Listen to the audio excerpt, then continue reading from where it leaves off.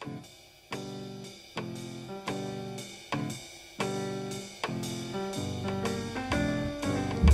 afternoon, my name is the Ferret, and I'm doing a TF2 podcast with Scoot Loops, Alarmcopter, Ampty and Skullboy. Hello. Hello, guys. Hello. Okay, right. So basically, we took your suggestions off of the Steam group, and we've got a set of questions. So yeah, our first question is from Waineo HH: is are stock weapons superior to custom unlocks? I like this question. I want to put it number one. It's a good starter question. Well, Okay. Well, personally, I would say that certain stock weapons just never went out of fashion. I mean, take the shotgun for the engineer, and the standard rocket launcher is chronically in use, whereas some weapons are just completely forgotten now. Yeah. yeah. Yeah, I mean, I'd say it's kind of difficult to judge because you've got everybody plays the game differently. But I'd say, at least personally myself, I kind of stick for the most part to the stock weapons. They're, obviously there's no upside, but there's no downside either. And it's just what you're used to when you start the game. And it's, I don't know, it's always like the first thing you play with, you always feel like it's the best. Yeah, that's a fair point. I'd like to add that some custom weapons might be highly situational. For example, an example I want to use is for the scout when you have the Force of Nature and you have the scattergun. So, Force of Nature might be a better weapon for maybe CTF maps like 2 Fort, where you would do jumping stuns on certain heights so you can run away faster or something. Whereas scattergun might be more useful in more combat intense maps or something. I mean, that's kind of the thing with the weapons in TF2. I mean, a lot of people, I'd say a little bit misguided people, tend to think that the unlocked weapons are superior when actually no, they're not. They're complete side grades, and that's actually what keeps the stock weapons in the game, really. Unless you got aimbot with the direct hit. Oh god, dear. But yeah, that's the thing though. I mean, as you said, the scattergun. I mean, for the longest of time, it was my prime scout gun. I've now changed up it to the back scatter because lols. But yeah, any other other suggestions? I think when you're free to play, or when you just start out, I think when you get your first unlock, you kind of want to use it because, you kind of want to try out some new things. But like later on, you'll notice that the stock is still better. Well, I think one of the main ideas they had with custom weapons is to add a large-scale variety. For example, until I got out of the TF2 mood, I kind of wanted to get all the weapons instead of all the hats, so I could have as many different loadouts as I could to have different playstyles. So in that respect, it's best to have a good balance between stock weapons and custom weapons, which I think Valve has done quite well, so that players can experiment. I agree with that completely. Actually, I have every one of my loaders have A, B, C, and D all maxed out, and all the class types with different styles of gameplay and weapons. But yeah, the thing I'm thinking here is though, take certain stock weapons. We never ever see the fire axe anymore. It just never ever gets played. Or the bone saw. Yeah, or the bone saw, yeah. That's a strictly better weapon, though. I think Medic has the best. Yeah, the best. Best unlock. The best is better in every way than the bone saw. Yeah, I'd say with the Medic, even if it's like the Amputator or something, you've got what is effectively a straight upgrade. There's no negative effect from going to the bone saw to the Amputator. And even though I consider the third degree to be kind of pointless, it's still if you're pyro, if it's the first thing you get, you may as well switch that out from the fire axe because there's no negative side to having it. It's only a bonus. Yeah.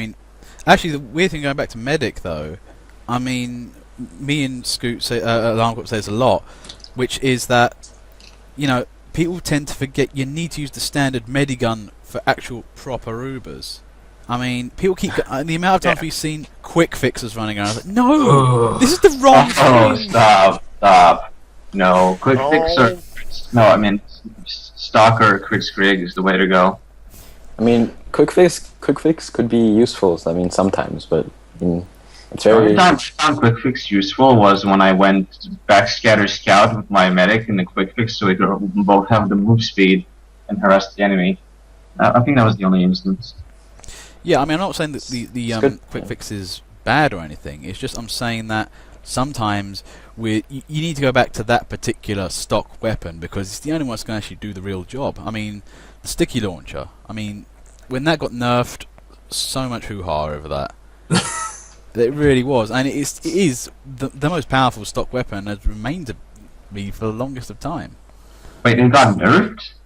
It got nerfed briefly. got What happened rebuffed. was that they made it so that up to 2 seconds after being fired, it would have damage ramp up. So it'd go from like a minimum number to a maximum number in 2 seconds. Oh, when did this happen? I was away from About that. 3 weeks ago. That was the Love and War update, but then Yeah.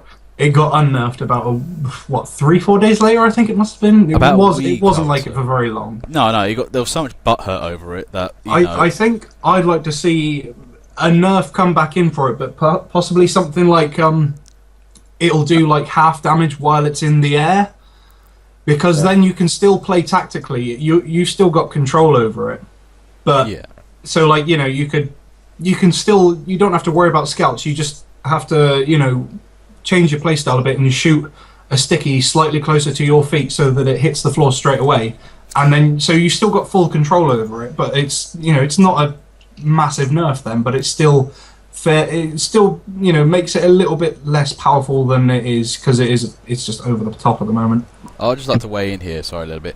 I think one of our future questions is about the sticky nerf, so we'll not go into that for the time being too much. By the way, can I get into this one question for a bit? Yeah. Regarding the melee weapons, I think the main reason that we sort of stated that they're become sort of never used is because they don't bring any utility to the character. For example, even with the Vita Saw, it has some utility that you could use. Yeah, I'll agree with you on that actually. The kind of the problem with the melee weapons is they are just melee weapons, and the unlocks give you different styles of play. I mean, the Pyro is so dependent on his melee weapons. That's why you just never plain out see the Fire Axe. Yeah, everyone That's a just very good uses point, the actually. extinguisher or the pyro jack. Yeah. Yeah, I mean, but that's the thing. When it comes to some of the shooty weapons, that's when it comes back.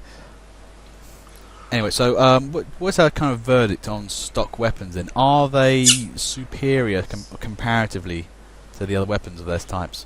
I think it's going to be very specific depending on what class you're talking about. I'd say with a medic, very much 50-50, because the standard needle gun, I hardly ever see that, and you hardly ever see the bone saw. But you do see the standard medigun all the time. Whereas snipers, no one uses the standard kukri. It's pretty much always bushwhacker or tribalman shiv or something, and 50% of people are probably going around with a machina nowadays.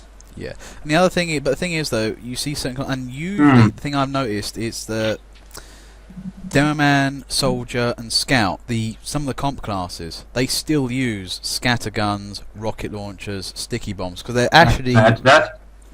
So you're saying? Can I add to that? I think what I've noticed the pattern here is that out of the stock weapons, sort of the primaries seem to be the more preferred weapons rather than the secondaries, because you can forego a shotgun as a soldier because you still have the rocket launcher. Yeah, I think the thing is actually they've made it. They've tuned the primaries very, very strictly. I mean, take the rocket launcher. It's actually, I would say, the best rocket launcher in the game. You've got full fat explosion radius, damage, and load. And none of the other rockets do. They all have a stymie somewhere else. Yeah, I'd say actually, in terms of the superiority of weapons, for the most part, primary, I'd say stock weapons probably are superior. Even with the pyro, because I've gone back to a flamethrower now, and it's something about it is just brilliant. It just works. And I was a degreaser person for at least 2 years. And I'd say like with like a soldier, I'd say at least for me, the only primary that stacks up against the standard rocket launcher is the Liberty launcher, and that's if I want to use a different secondary anyway. Sorry, it just sounded like I was a degreaser pilot for 2 years. Sounded kind of Alcoholics Anonymous meeting or something. And I think that stock weapons are superior in comp maybe, but I mean, except gunboats and Kritzkrieg sometimes. But in pubs, I mean, that's what makes a pub, because that's what makes it unique. Yeah. Okay, so I think the verdict on this one is, I think some stock weapons are superior, but I think it's mainly that the primaries are superior a bit, whereas when it gets to melee weapons, no, they're not. I mean, yeah, the standard weapons. Well, I guess you could only argue that the spy knife and the engineer wrench are the most common stock weapons. Because you got to remember, the engineer wrench, you need the damage for spies. Yeah. Yeah. I'll agree with you on that. I mean, exceptions. Well, I don't know, the engineer, I haven't seen it. Actually, I see a lot of other wrenches come out, actually, but the spy knife is one of those ones which is just still used because the other knives are so weird. In that sense, though, I'd say to be honest, a spy knife pretty much is his primary anyway. Yeah. And the gun is where you can change it up a bit. Really, it sort of comes down to the primary weapon. For the most part, stock is usually the best. The secondary weapon, it depends how you want to play, and the melee weapon, pretty much across the board, the upgrades are better. Yeah. You could even argue that the primary kind of determines your playstyle, depending on your class, because the playstyle of the soldier was to be shooting rockets all the time, and that hasn't changed no matter what primary you have. Not really, no. I mean, if you're playing direct hit, you're pretty much playing anti-soldier in a strange way, and there's not much variance there. I mean, the only class that's taken a massive variance compared to their stock was the Demo Man turning into the Demo Knight, and that caused so much upset back in the day. But anyway, I think what we're going to say is, our stock with superior custom unlocks, not necessarily, and I just want to move it to the second question, if you guys are okay with that. Yeah. Okay, right. Right. How important is team composition from one epic killer? Very. Yeah. Well, actually, one thing I do see, I mean, I see Scootaloops in game a lot, and he's always playing medic. And for me, that is, amazingly good, because you need at least one medic per team, and the amount of times me and Larncop being on teams seen just no medics. Yeah. I mean, I think not everyone likes to play medic or, heavy, but they're actually really important classes, but no one really notices that. And if someone doesn't have a medic or a heavy on their team, they're also not happy, or because they're not being healed. But why don't the person who complains just play medic or heavy? Oh yeah, that's the ultimate Heffalump trap right there. It's why you complain? Why don't you just be the class you actually need to be?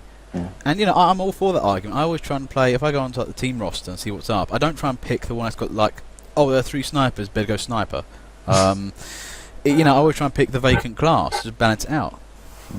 Yeah, I mean, how often do you see say there's 3 snipers on a team, and the top scoring sniper is the one complaining that there's too many snipers? It's just because you're top scoring does not give you the entitlement to accuse everybody else. If you're so good at the game, you should know to change to another class. Oh, that's kind of where I slightly differ, because I can see the problem of being the only sniper in a game. You're doing really well, you're having fun, and then 2 other people go on sniper behind you, and you're like, well, I'm doing a good job right now. Why do we need more snipers? I suppose in that case, can I talk about this? Go on, okay, yeah. In terms of snipers, okay, so I'm just going to start with this sort of semi-rant. But basically, I think there's a misconception in Team Fortress 2 that some classes are better than others, especially to newcomers ever since free-to-play came out. For example, that's why sort of Soldier became one of the more dominant classes in games, and why so many people pick Sniper, because they... I don't know if this is a myth, but maybe Call of Duty players might pick Sniper. If they don't, I don't know, it's just a myth. But that could be an example of it. Well, actually, you say it's a myth. I did see a YouTube video about that, and it was some guy explaining why people pick Sniper. And it is like you say, though, it's the most compatible class to most shooters, because you have a hard scope function, you shoot in straight lines, and you have an SMG, which is a bit like an assault rifle. It's a bit abstract comparatively, so that's why I kind of see his view, but I don't know if that's well researched or not. Some people might think, well, heavy is not a viable class because you get stabbed, you're slow, you're immobile, but at the same time, you bring a lot of firepower to the fight. In terms of team composition, what you want ideally is, I think what competitive teams especially would want, is versatility, and having different people in your team will give you that versatility, because if you go soldier only, you can only do maybe 1 out of 5 tasks, whereas if you had a different team composition. Yeah, I mean, that's the thing. The other thing I kind of tend to like, really, is a balanced team. Actually, several different options. I mean, Scoot, you might have seen this in the game. You're playing medic. Yeah. And what happens is, you're trying to medic or uber somebody, and you keep finding, like, scouts, engineers, snipers, and you're really just running out of uber targets. Every time. I'm just like, Happens. I agree. I completely agree. It happens a lot.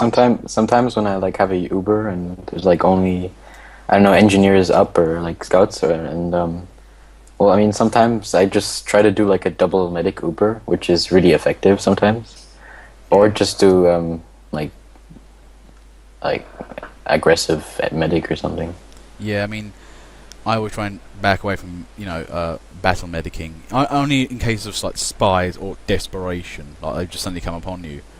Yeah. But now I feel we're getting a little bit away from the question itself. But to be fair, medic is that one of those team members that does require a good team composition. And what me and Alarm Cops, we always go into a server.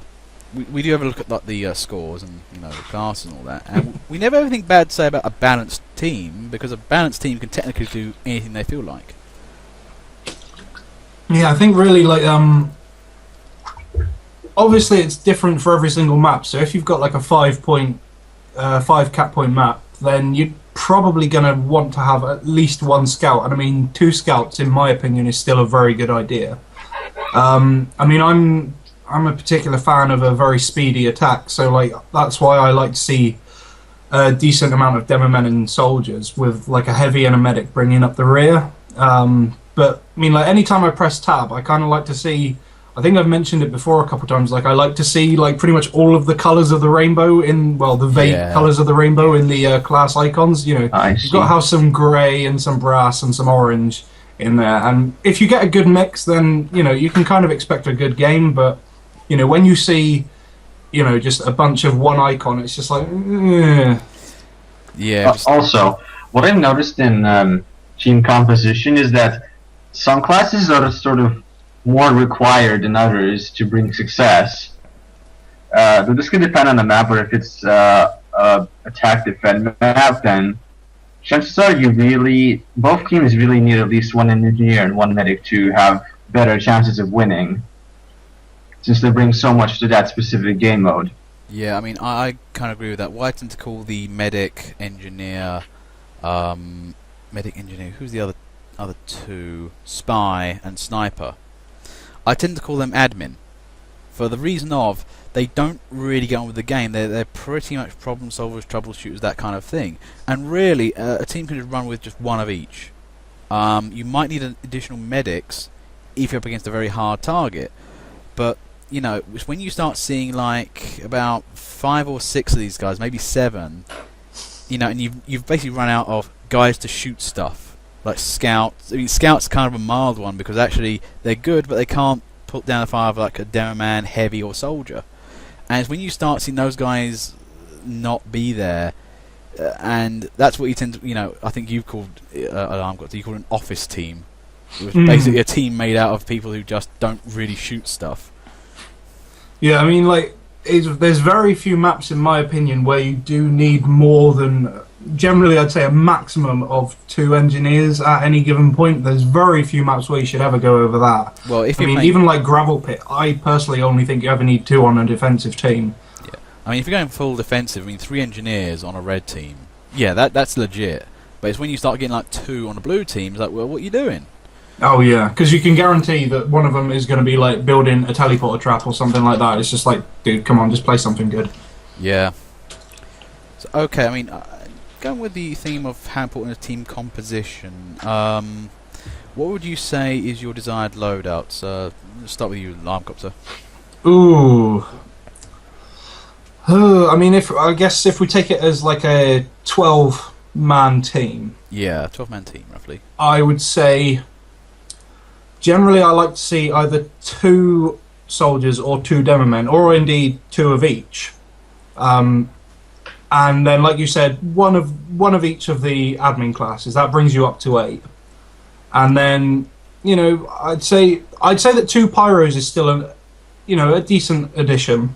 If you've got 2 people who can play pyro well, Yeah. that's a decent addition. And I'd say then probably, actually no, 1 pyro, 1 scout, a heavy, maybe 2 medics if you need them, but have like a medic who can perhaps, off class as something else should he need to. But my personal opinion is that soldiers and demo men kind of, alongside with a scout, if you've got a medic who can keep up with everything and is sort of on the ball, then you've got those guys that are fairly mobile and they're doing good damage as well, and they can break an enemy defense while opening up for a heavy and a medic to come through with an Uber, because obviously if you've got too many people, an Uber isn't going to kill everybody, and that's at least how I like to play a game. Yeah. Empty, do you have a specific loadout you like?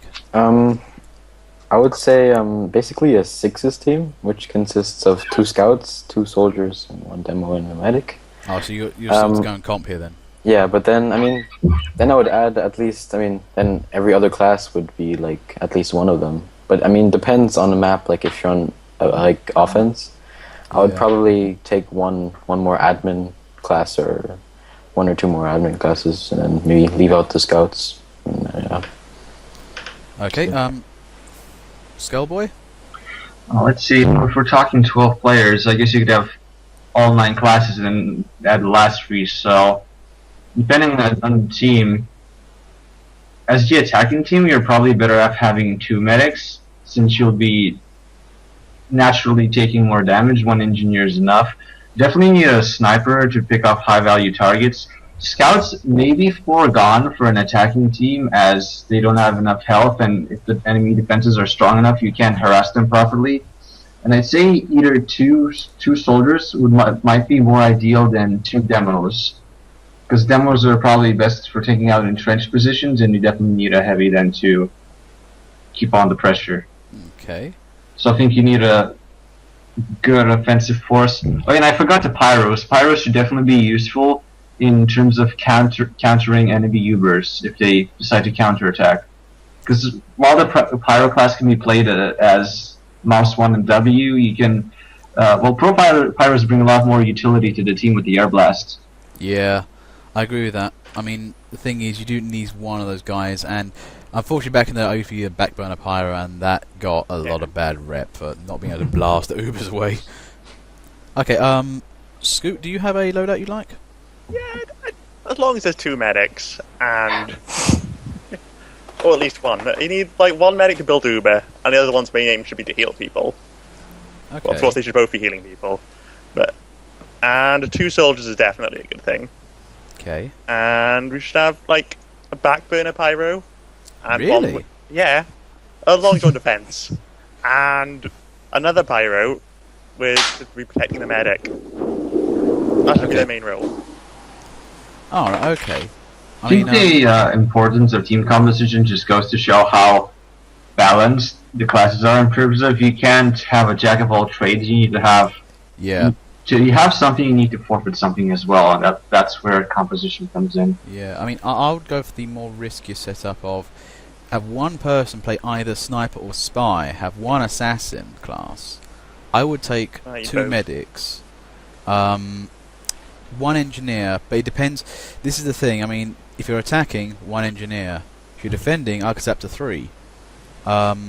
Heavies, we always have at least 1 heavy in the team. Even the wiki says have 1 heavy in every team.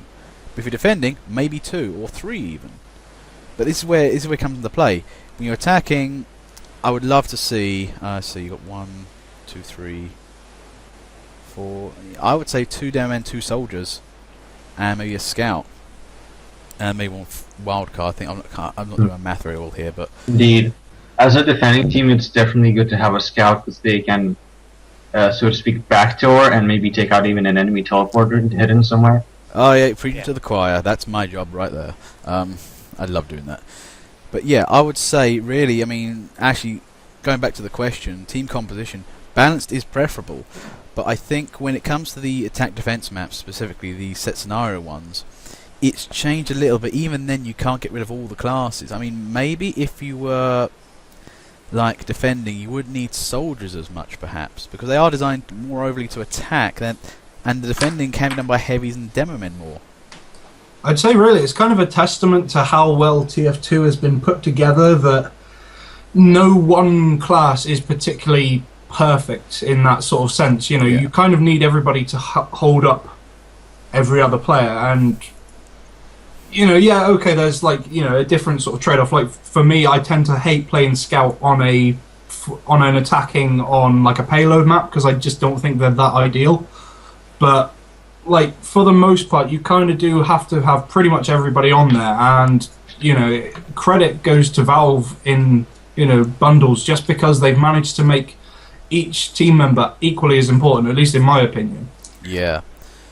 I mean, the thing is, for me, it's that I always find it hilarious in some part of the game. You know, you can always just tell when a certain class is underperforming. The amount of times playing a game, we've got medics, and like, where are the Ubers? Where are the Ubers? And sometimes you'll know when they're performing when you Uber all the time, just pushing up like champions. And then you get those times when nothing ever seems to happen. Then you get those times when you got you see your team, you got 2 engineers on an attacking team and no teleports. You're like, well, somebody's letting down the side massively here. What I hate is like coming out of spawn and seeing that teleporter built, but nothing on it. You know, it's just a dead teleporter there, and it's like, that was there about 5 minutes ago. Why haven't you just pressed like, you know, 3 and 4 and 3 and put something up? Hurry up. I think that's what's known as engineering ADHD, of where they put down the entrance and then go and chase off butterflies somewhere else rather than put down an exit. I mean, if you have an Uber, I mean, I guess it's really important to use your mic sometimes, because like I've had this before. Like there's this medic who, I don't know, I guess I didn't have any ammo anymore, and he just Ubered me like where there's a sentry, like 3 sentries right in front of me. And yeah, he should have like he told me on the mic, or I don't know, written in chat that. I'm very glad that they've put in now, like, if a medic is looking at a team player, they can see how much they've got in their clip and how much ammo they've got. Yeah. Oh yeah, that's a nice that addition. Is so essential, and then it is purely down to the medic not knowing what he's doing if he Ubers you at the wrong time. Oh, I think actually we were doing that Dust Bowl game the other day. The amount of uncoordinated Ubers we saw in that last game was horrific. Yeah, the fact that, like, if, you know, I get, like, if a medic panics or something, but I get, you know, it's kind of a go between the two of them. You've got to have a player on or player to heal who actually knows how to play the bloody game. But you've also got to have the medic, you know, not, you know, basically pop an Uber early because he's terrified that he's going to die, you know. You can't be coming around the corner having already Ubered. You've got to jump out an Uber, in my opinion at least. You know, make it worth your while and have all 8 seconds of it actually mean something. Yeah.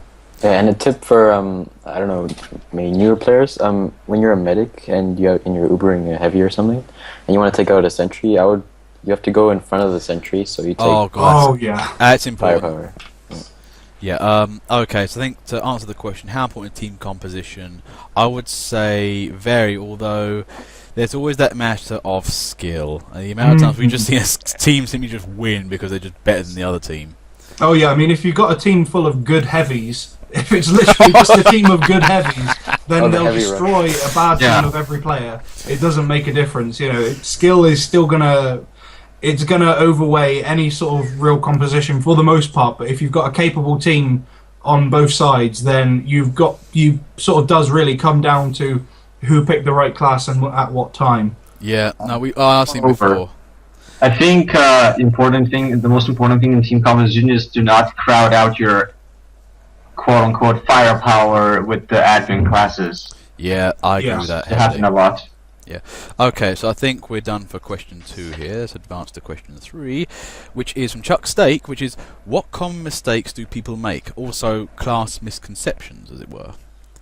Well, I'll jump in straight away and say, at least on class misconceptions, that Scout is an attacking-only class. Oh, so many people just like, oh, well, we're on the attack. We've got to have a Scout. We've got to have a Scout. And when they're on defensive, they just refuse to play Scout. And to me, Scout is one of the most fun classes to play when you're against an attacking team, just running behind them and killing them.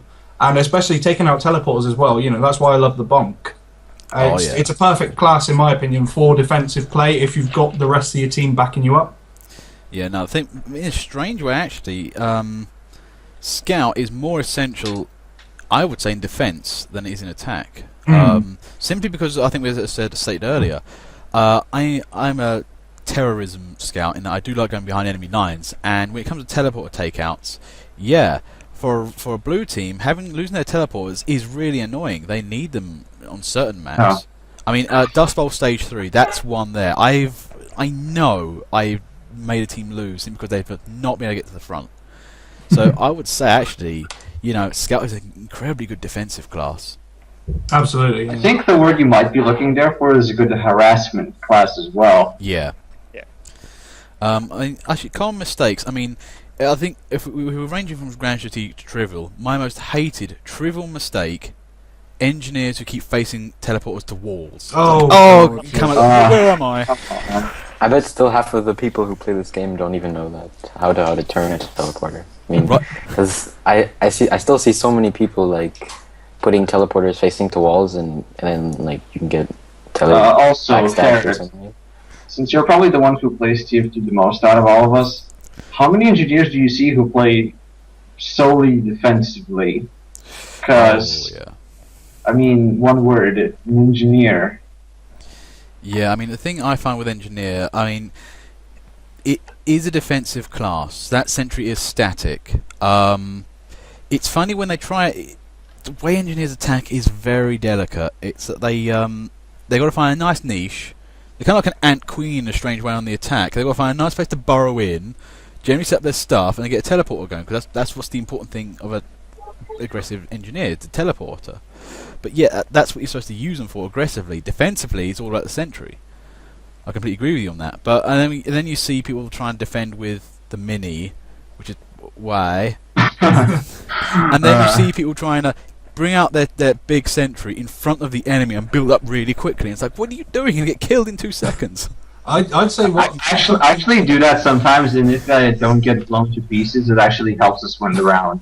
Yeah, no, if you can put it in place, excellent. But if you put it right in front of the enemy, god dear. I think it's really helpful when your team is pushing the cart and like I don't know, half the other team is still dead, and then they come out of spawn and then like surprise.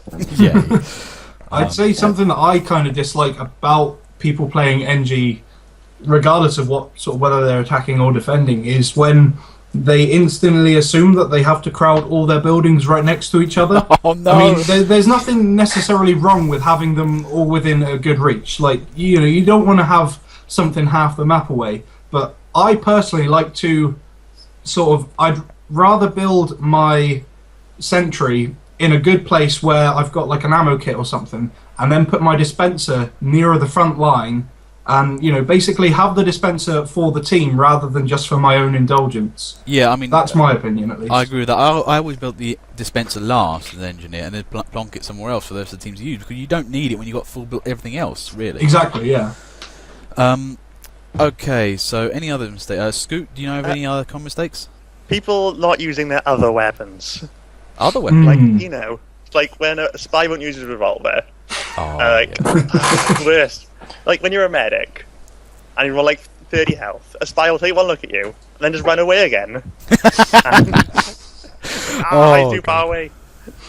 I agree with that. I mean, that comes down to the old thing of using your Q. It's one of the tricks you need to learn in TF2, actually.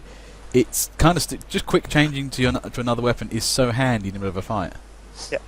And engineers that don't use their shotguns either. Oh gosh. I know. French. No, you cannot engineer unless you use a shotgun. I remember many times where I am forced to use a shotgun. Otherwise, this situation doesn't work out in my favor.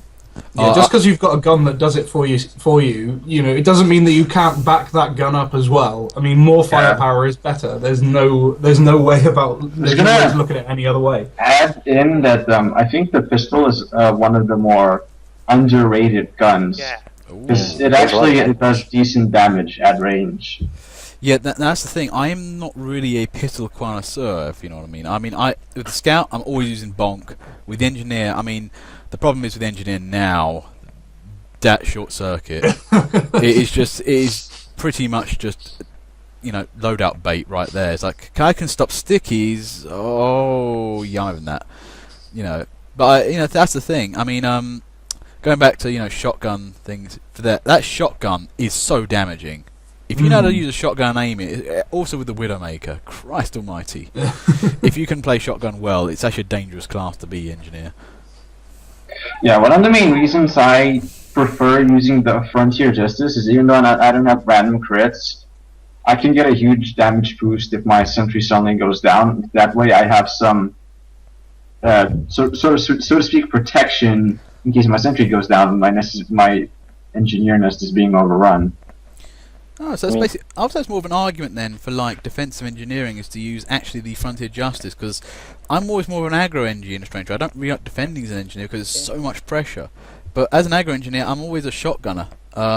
So I know I get into dirt fights with heavies even. I'd say with I heard one tech. Okay, go on. I'd say that the Frontier Justice, if you're playing attacking as an engineer and you're using the minis, it's kind of a really good weapon to be quite brave with, and chuck out a mini possibly slightly too far, hope that you get a few kills, and then you've got it's probably going to get taken down, but the mini is that annoying that people won't notice it until maybe even if it's just one person, you've then got a crit that you can throw into a pile of people. And I think as an attacking weapon, it's really, really good. That's usually the one I go for if I'm using a mini. Yeah. I have one more thing. When your sentry gun's down as the NG, or when you're out of the range of your sentry gun and your sentry gun can't reach the enemy player that's in front of you, or let's say there's a scout in front of you, and you have your shotgun, it's basically just scout v scout, because the only thing that's a downside is basically your speed, which is not really important in like DM, like 1-to-1v1. Yeah, I mean, actually saying that, I mean, that's another common mistake quite a few engineers make. Building sentries way too much in the open. Out of range completely. Oh yeah, that's just... The Wrangler is pretty... Yeah. Can I talk about it quickly? So, my dilemma in Team Fortress 2 nowadays is that I actually cannot find a decent spot to put my sentry, because I am so aware of the exposed angles that I think a demo could easily take it out at any given moment. Yeah, I mean, that's the thing. That's one thing I find about TF2 is the downside to the game, is that the maps generate such engineering sweet spots. And I know they're built there for a reason, but it makes this sentry really hard to use just anywhere. And it gives you kind of like a predispositioned reason to use a sentry. You can't really be creative with it. Yeah, I kind of dislike... I mean, obviously there's going to be places that are better regardless, but I kind of dislike how...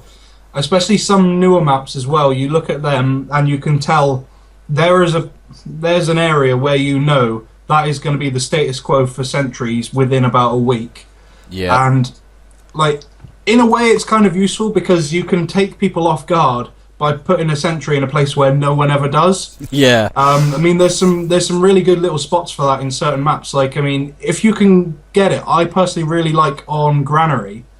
If you're able to get onto the midpoint and put a sentry on the opposite team's side on one of the lower crates or one of the lower storage crates, I always find that really works nicely, even if it's just a mini, because they can't really see it and they don't expect it to be there because it's not sort of a status quo weapon, and Granary could definitely use more sentries anyway. Yeah.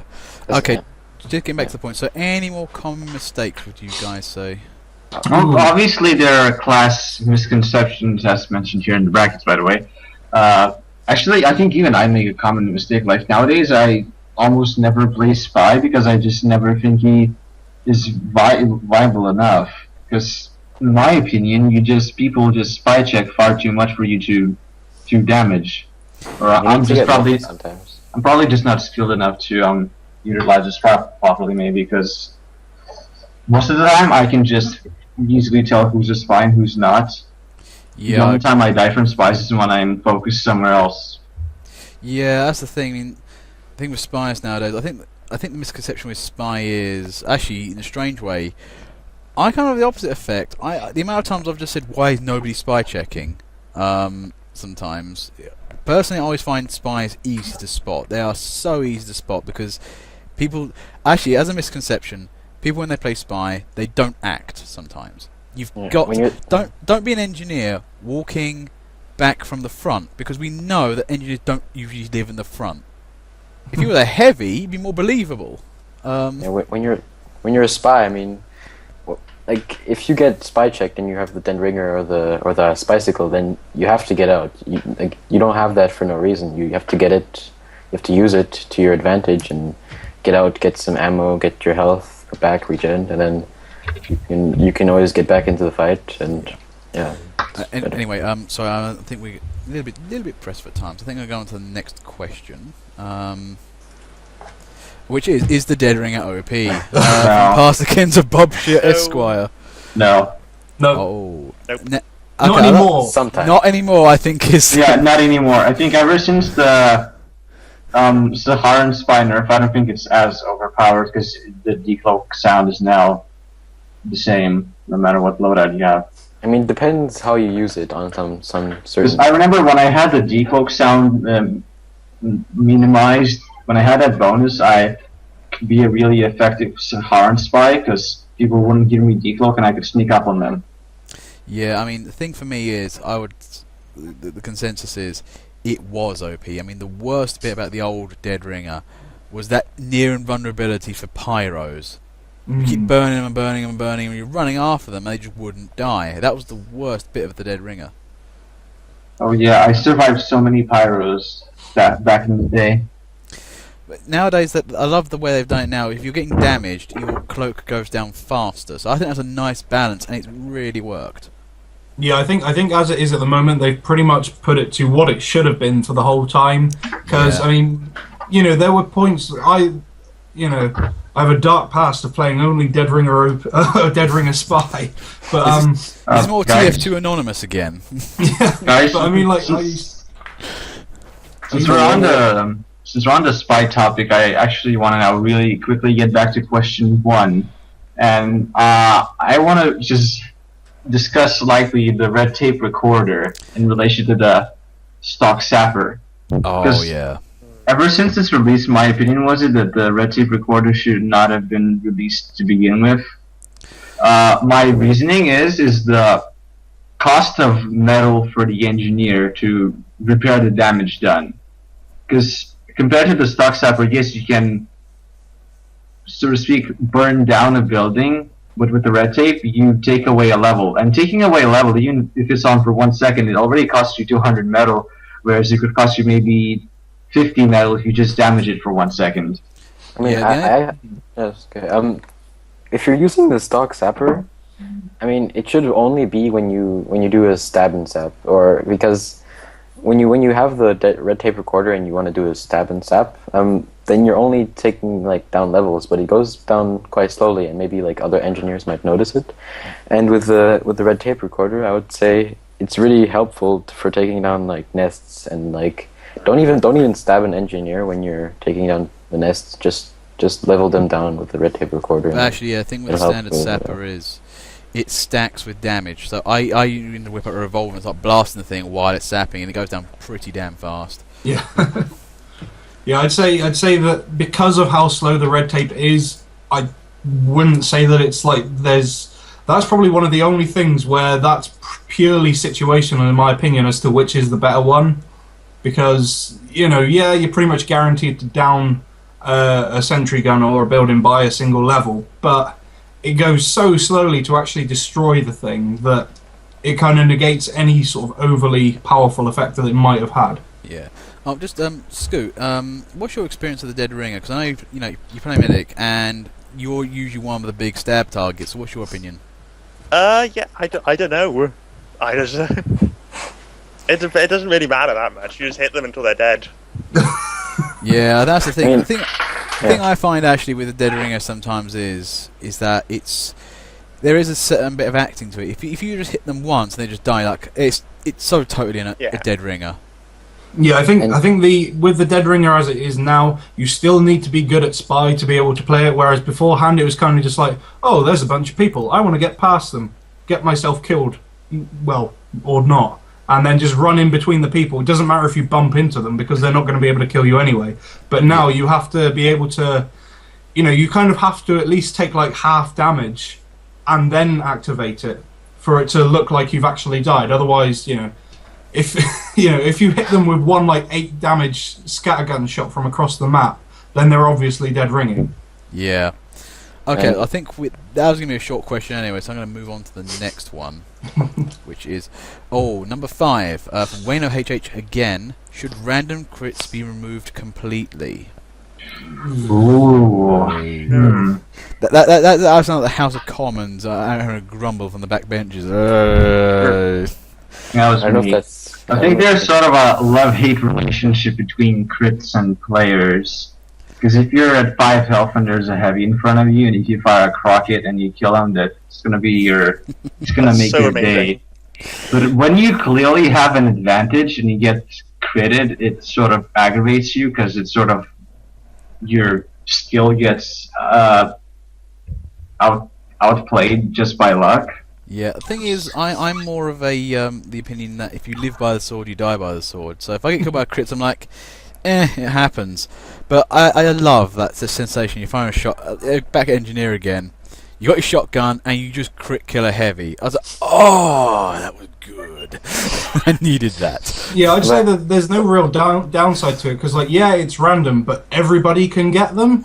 So it kind of opens up the game a little bit for newer players.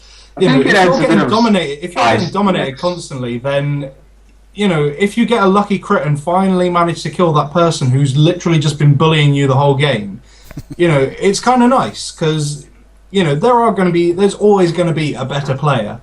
So a crit kind of levels the playing field vaguely, but only just. And yeah, everybody gets them, so it's not like it's unfair in any particular way.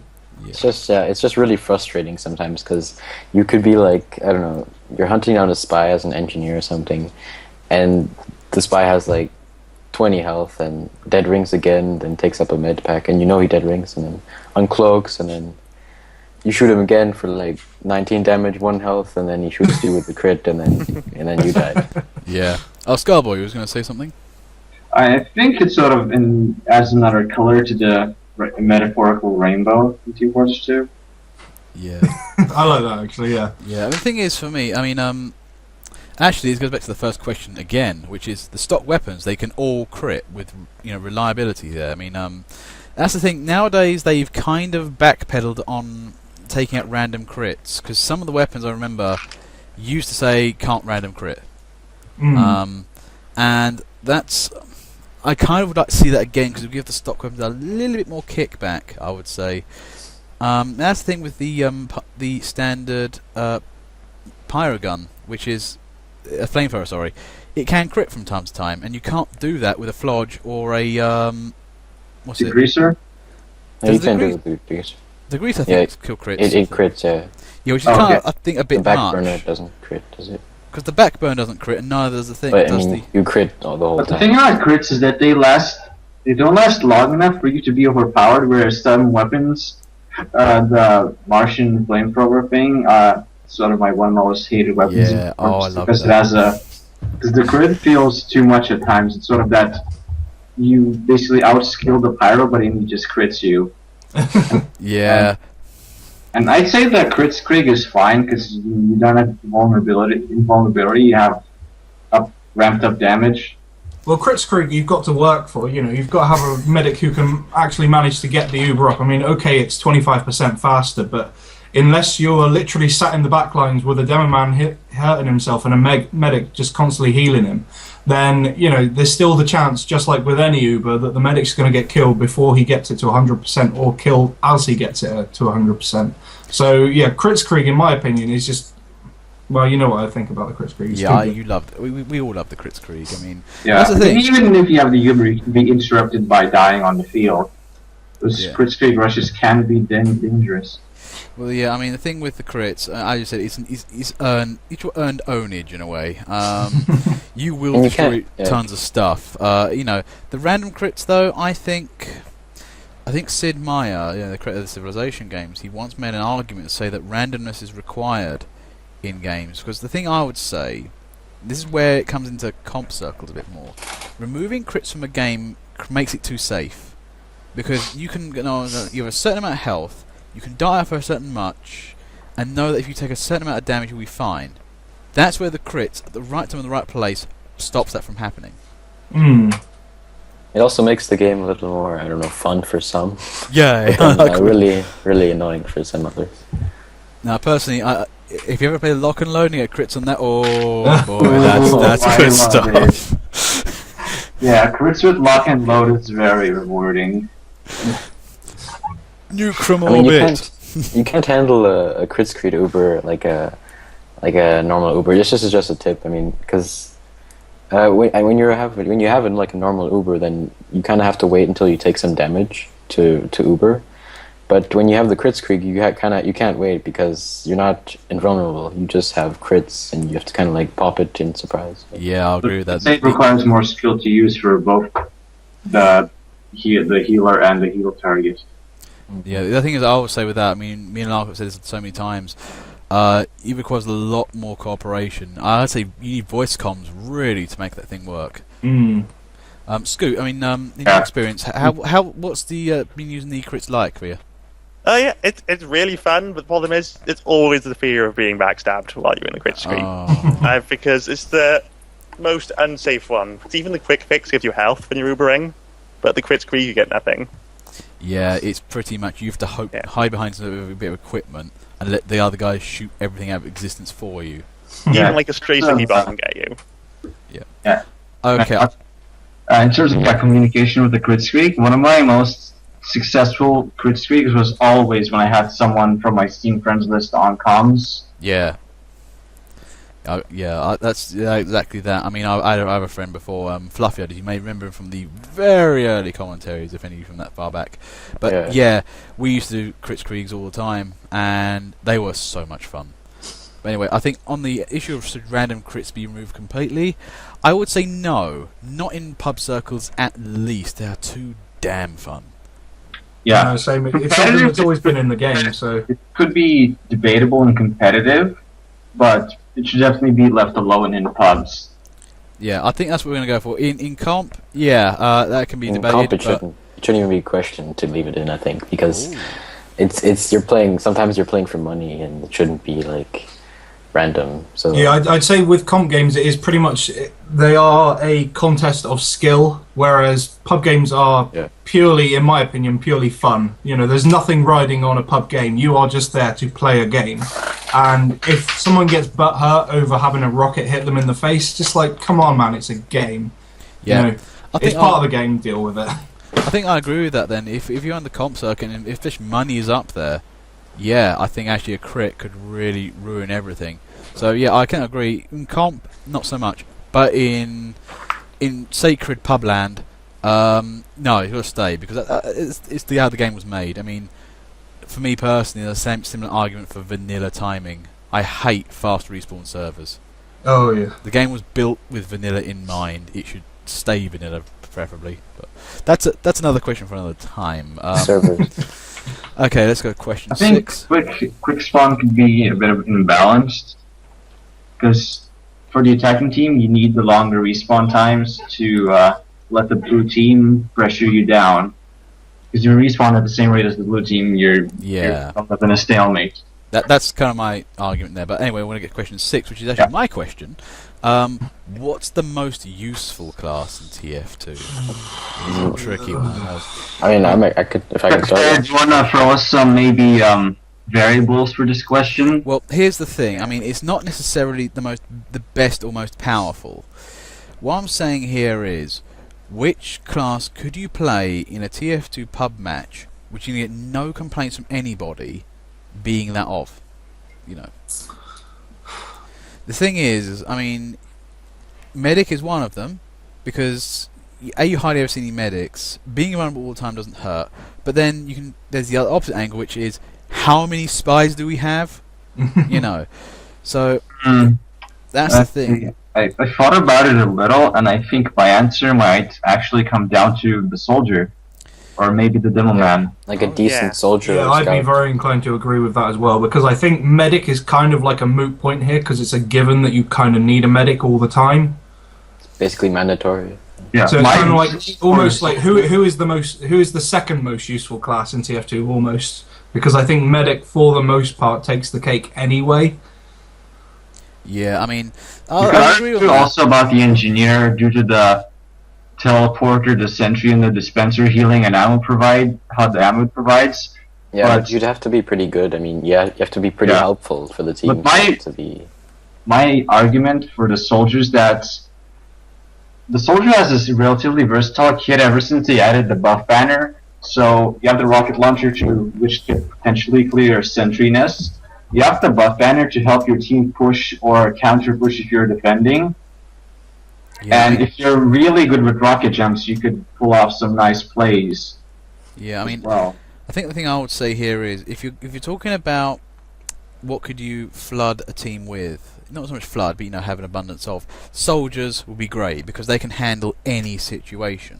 Yeah, they've basically got a loadout to cover pretty much all styles of play and any situation in the game. I mean, that's why I mean, yeah, like it kind of goes back to the first question again, but like there's a pretty much, every single one of the primary weapons is different enough that different kinds of players can play the soldier how they want to.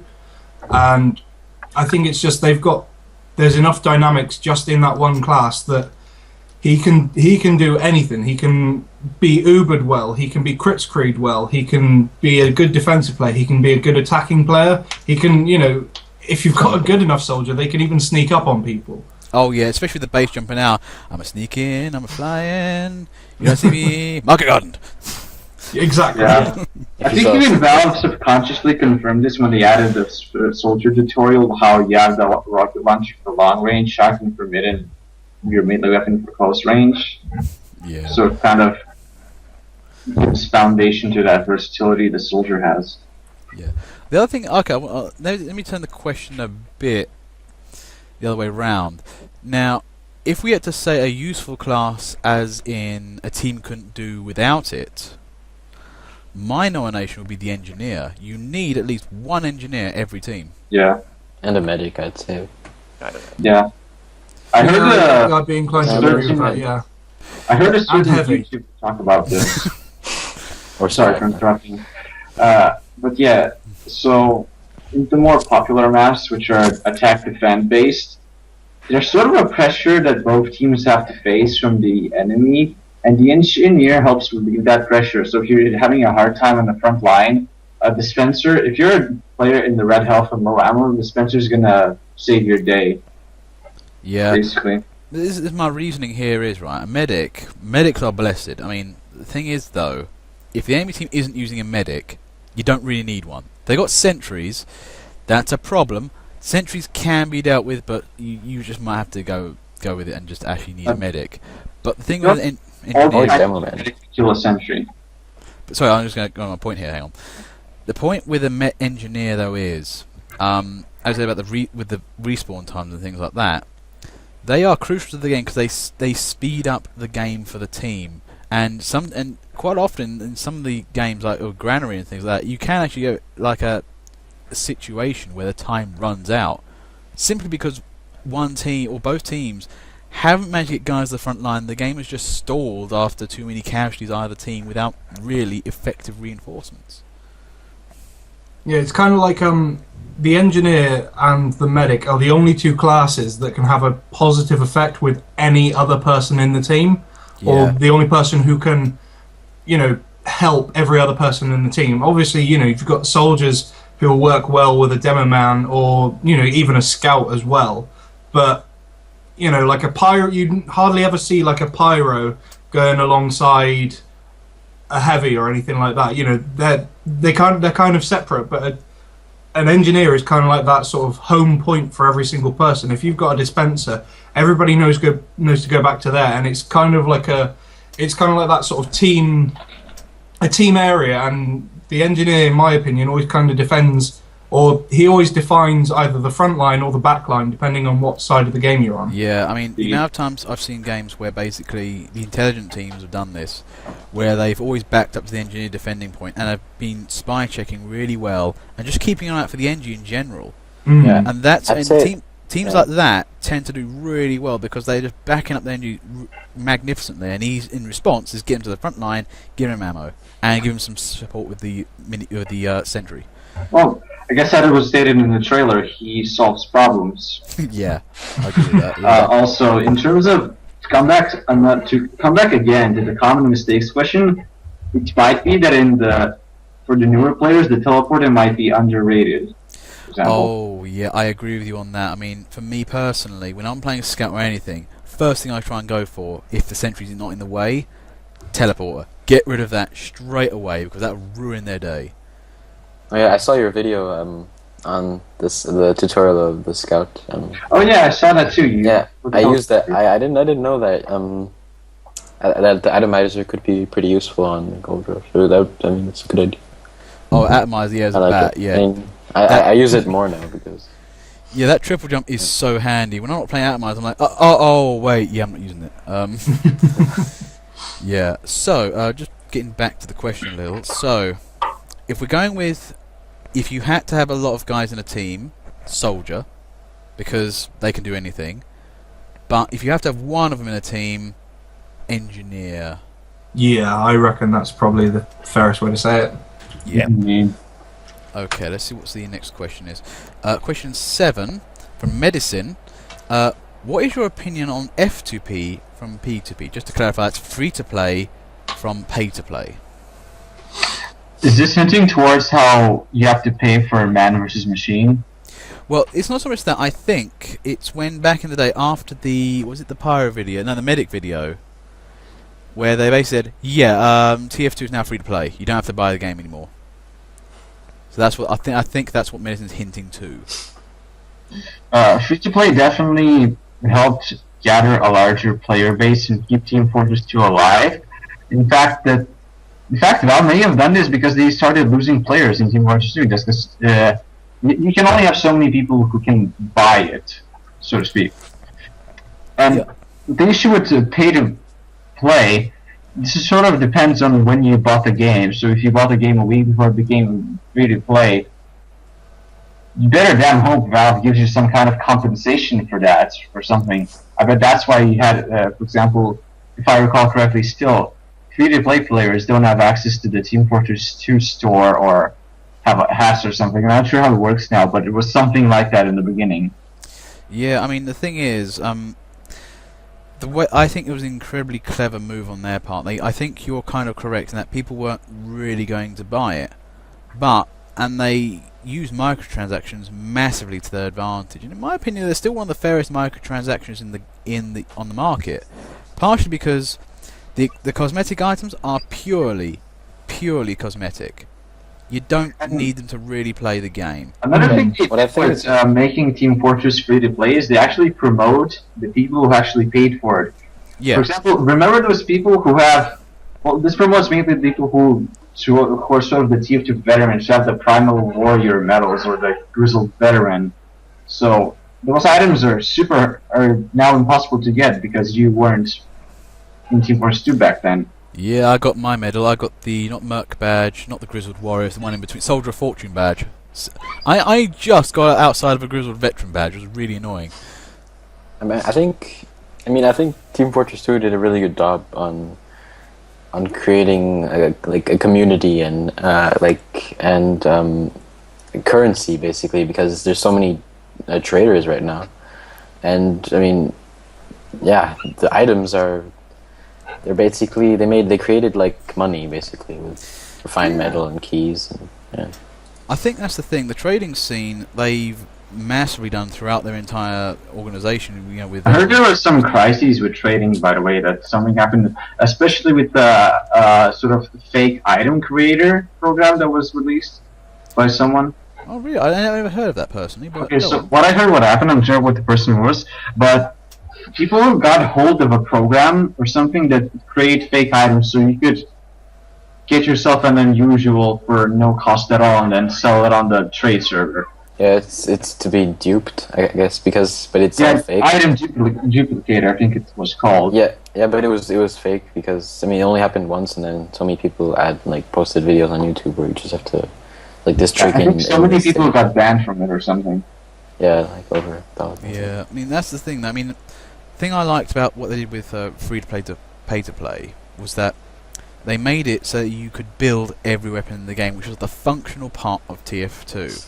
And to this day, I've not bought a weapon. I only bought 2 weapons.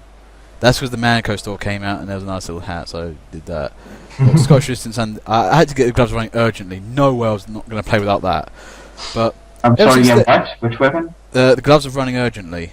Oh. One of the best new weapons. I was sad not having that for a while. I kept asking people to get it till I finally got it for a drop or something. Yeah, I got the bread bite. Yeah. So what I was going to say is, ever since then, I've never bought any other weapon. It's always been built, crafted, built. And that's what you could do in the game. The lovely drop system and what you could do with that. Although still to this day, I always hate when I got something. Oh, it's a crate. Great. I ain't paying for keys. Discard. Yeah, I mean that's the thing. Some people who I think the free to play players though got more into the man store though, because they liked the keys and they liked buying the things. But the older players were a bit more savvy to that. Well, they bought stuff like. Because I actually bought other things. I bought more cosmetic items. I can't really afford to buy because I don't have my own PayPal or something. So yeah, I'm one of those people who can't afford to buy. Apparently. And that's what I like about the Team Fortress 2 trading system, because you can make a profit or trade up to something. And some people, they've made over I don't know, let's say $60,000 worth of items apparently. Oh yeah, people have made a lot of money, especially through unusuals and stuff. I remember the whole time when burning team captain for $6,000. Oh god, that's amazing. That's crazy. Yeah, I don't know if I think it's too overpriced and it's too hyped, I guess. Yeah, that's the thing. It was so rare, that's why it was so expensive. Well, it's the thing that the community is the one that defines the value of it, because there is a demand for it. It's like with anything, just because it's virtual doesn't mean there's no worth, because the worth is determined by the people who want it. This is basic economics right here. But you can cash out with PayPal apparently. You can sell your unusual for real money, which is kind of cool. Yeah. Isn't that what's happening in CS:GO with the weapon skins? Oh yeah, with the crates, I guess, because the crates pretty in much CS:GO any sort of Valve game that has community content and stuff like that. I mean, now they've got the Valve market or the Steam market as well, which is, I think, is a good way to sort of alleviate some of the problems they had, because they obviously those things like people selling items, and then people, if it was through PayPal, they'd get claimed back. People would claim that it was fraud or something, and so people would have an item and their money back and stuff like that. So I like that they've added the feature of buying strange weapons on the market, because you can buy a strange weapon now for less than in the Manco store, which is only unique to. Yeah. The thing is, I would say though, the other thing I would like to say with F2P to P2P though, is I think one of the other aspects of it was that I think there was a little bit of a class divide in terms of the amount of times I've seen in chat where basically when a team's lost, they've blamed all the free-to-play players, and I'm like, that might have been true back in the day, but it's not anymore, and I still think that's still around for the time being. To be honest, I'd say for the most part it was always a moot point, because if someone bought the game, say 3 or 4 days before it went free to play, it's purely a word. They are as effectively as new to the game as someone who just downloaded it without paying. At some point in the game, everybody is new to it. Yeah. So just because you didn't pay for it, I think it's just some sort of a vaguely elitist stigma, because people are like, oh, well, you didn't pay for the game, so you can't be good at it, which is absolute crap in my opinion. Yeah, I agree with that completely. Personally, there's some really good team, free-to-play players out there. Exactly, yeah. I mean, personally, I think free-to-play overall has been a good experience for TF2. It has widened the player base, and I'm not sure I agree with Skullboy's opinion that the game was dying as such. but it has... It was speculation, more like. Yeah, okay. They just needed more players. It did have that feel, to be fair. You did see the same familiar faces over and over again. But when free-to-play came on, it did really open doors wide, and with a lot more people in, and there's so many people now, and I think it's made it, strange enough, I think more popular than ever. Because it was a little bit, a small community, a very cloistered community, but now, I mean, there's people I know who don't play TF2, but keep telling me about the TF2 videos. Yeah, the SFM, that created a lot of, I don't know. It's really interesting how TF2 sparks all those Gmod videos as well. Yeah. I mean, then they brought out Filmmaker because they need to help that out. Anyway, gents, we're going on to our final question now. That's from Medisin again. What does the future hold for Team Fortress 2? How long before it dies or TF3 appears? Can I start us off? Okay, yep.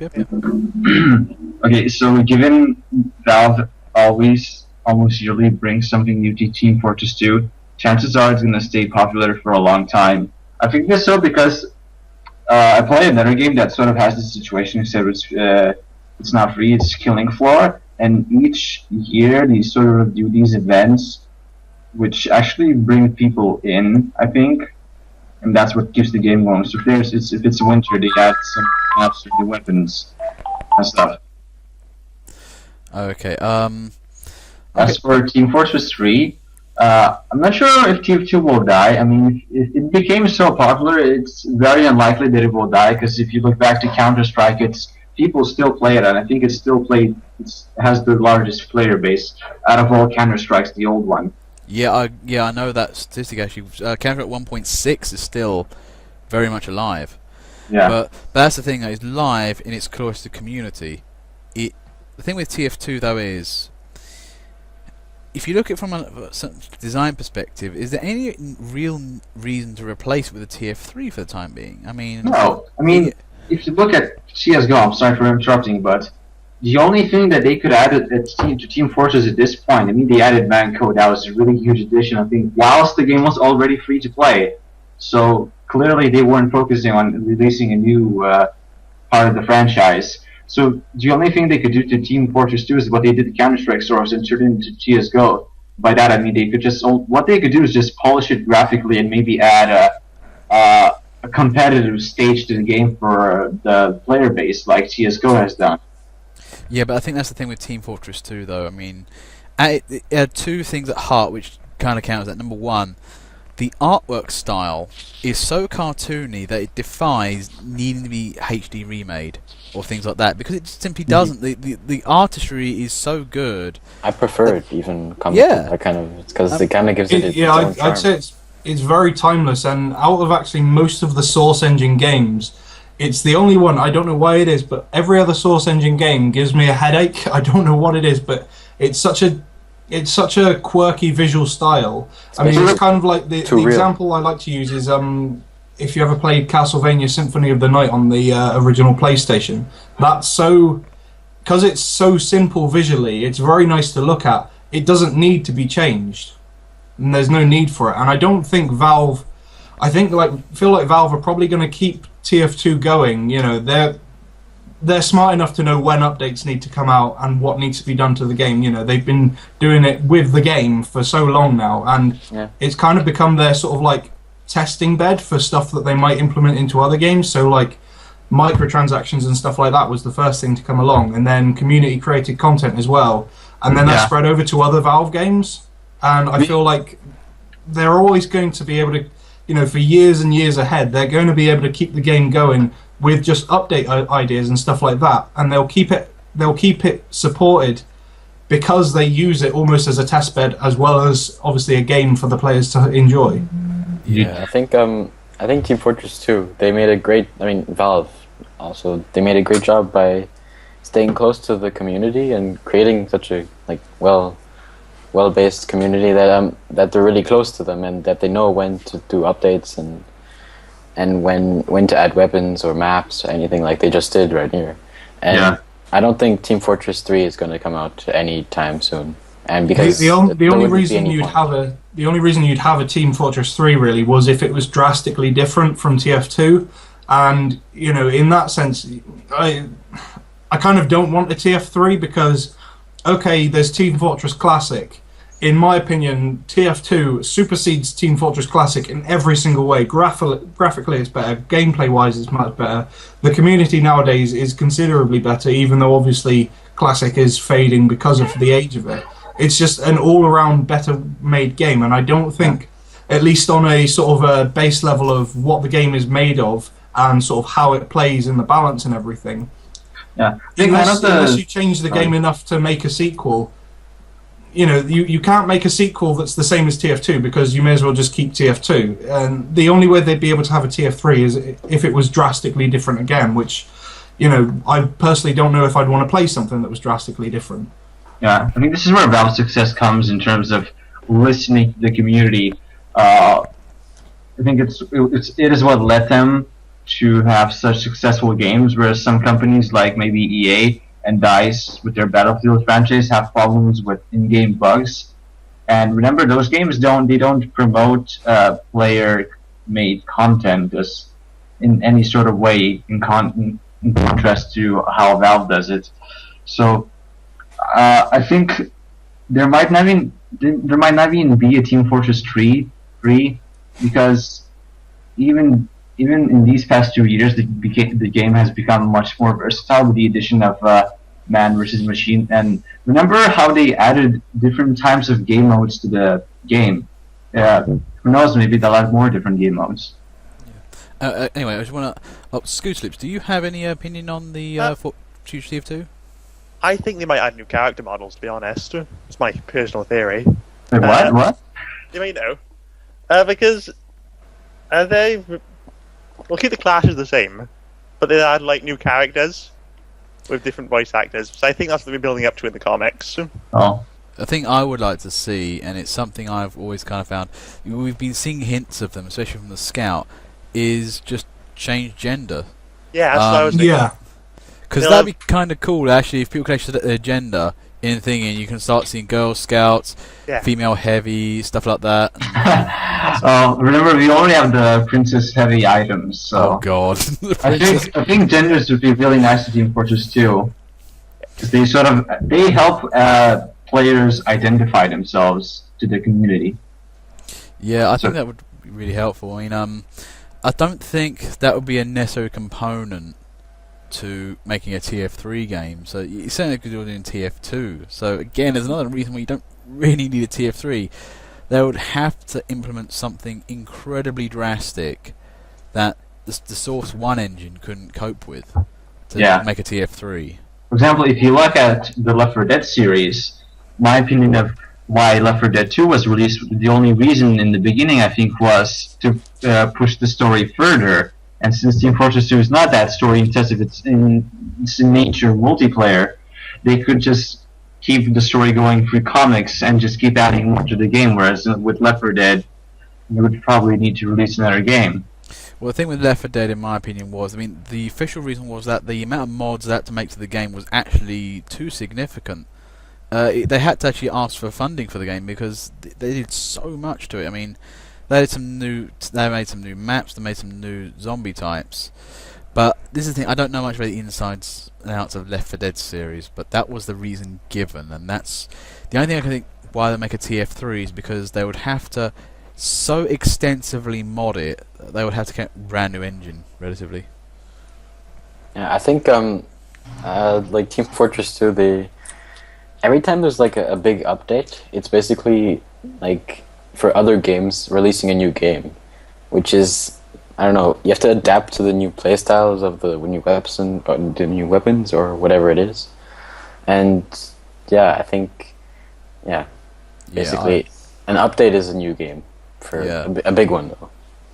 Okay, I think really, so for the future of the TF, so going back to the question then, I would say, I think we're mostly in agreement that TF3 appearing is going to be unlikely, and actually TF2 still got a very long lifespan for the time being. Yeah. Personally, I think it would be more fun to see TF2 maybe competitive play, since I actually got into League of Legends, and I've noticed how the competitive scene on that game, how much entertainment it can bring, and I think that's one of the bits that keeps that game alive. I'm not sure how it will work in Team Fortress 2, but I think it's worth experimenting with. Yeah, I mean the thing is, the same at the comp scene. I mean, this for me is kind of a thing for TF2. Really, in my opinion, TF2 was never ever designed to be a comp game. The ins and outs of it. I mean, you only use 4 Scout, Soldier, Demo, Medic. You only use 4 out of 9 classes. The other 5 are all left out, which that doesn't seem like it makes sense to me to have all this feature in the game, and then you leave it all out for a bit of comp. Whereas other games are so much more involved with the entirety of the game. So, in my opinion, TF2 could go comp, but it's always like in a half measure, and it was never fully designed to be a comp game. I think really all they need I might agree with that. I'll change my mind on that one.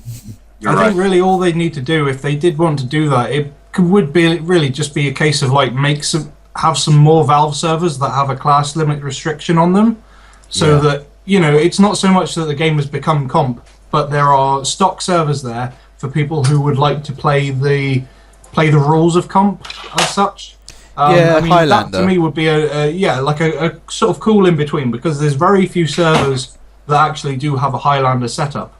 But it could just be something that Valve maybe have some servers put aside with those rules in place, and that could be something to get people, if they did perhaps want to try and get into comp, if they if that was what they were inclined to do, that would be, I'd say, a more ideal gateway than say certain lobbies, because lobbies I would imagine would be pretty daunting for especially newer players who are somewhat good at the game.